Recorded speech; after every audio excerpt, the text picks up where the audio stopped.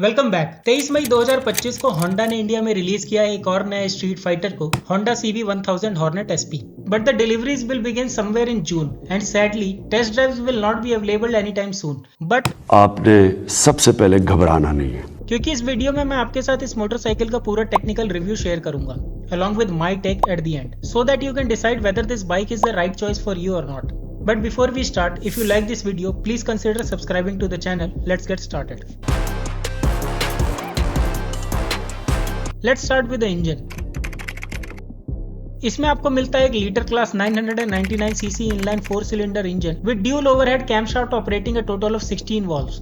This engine is derived from CBR 1000RR Fireblade, but it is tuned for better street performance, which produces a max power of whopping 155 bhp at 11,000 rpm and 107 Nm of peak torque at 9,000 rpm, which is 5 bhp and 3 Nm more than the standard variant, thanks to exhaust valve timing somewhere around 5,500 rpm, which ensures better exhaust scavenging, leading to improved volumetric efficiency per cylinder. It also ensures better high RPM breathing, leading to more power at higher RPMs. But depending on the engine tuning and valve timing, it can compromise a bit on the low end performance. If you notice, इसका compression ratio बाकी का competition से थोड़ा कम है, 11.7:1. But still Honda has managed to produce that high power and that insane torque. But how?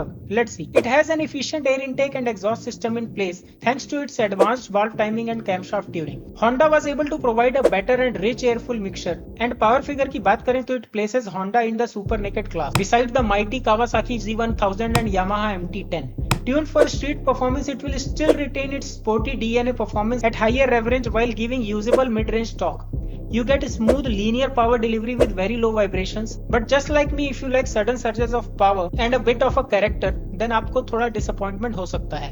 And in that case, you can wait for the upcoming KTM Duke 990. Let's talk about braking. With that insane power, we need a more responsible and responsive braking setup. And Honda ने exactly वही किया है. इसमें front में आपको मिलता है radial mounted 4 piston Brembo Stylema brake caliper with 310 mm double floating disc. Rear में आपको मिलता है 240 mm single caliper Nissin. In comparison Street Triple RS में फ्रंट में आपको सिमिलर ब्रेकिंग सेटअप देखने को मिलता है, बट रेयर में स्ट्रीट ट्रिपल RS में आपको मिलता है 220 mm single caliper Brembo with higher rotor disc diameter. You get more surface area for friction and heat dissipation, and with Brembos 220 mm you get lesser unsprung mass, better brake feel and feedback. Front brakes की बात करूं तो मेरी खुद की bike में M432 callipers हैं, which is very good. But is the Stylimer that big of an upgrade? Let's deep dive. Generational shift की बात करें तो it was M32, M50 and then Stylimer. Thanks to its design, it gives a better cooling flow.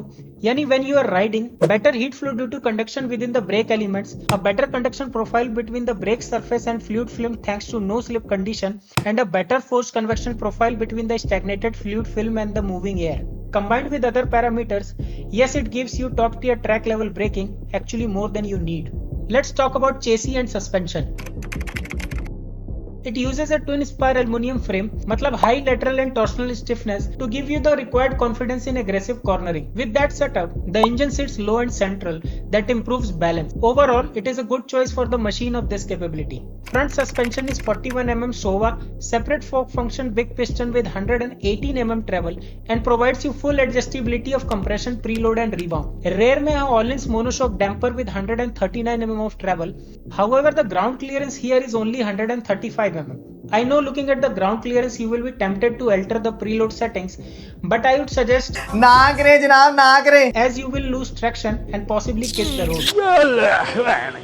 Let's talk about design dynamics and dimensions. Seat height is very accessible at 807 mm with rake of 25 degree, trail of 98 mm and a wheelbase of 1455 mm. Honda has tried to strike a balance between the directional stability and fickability of this motorcycle.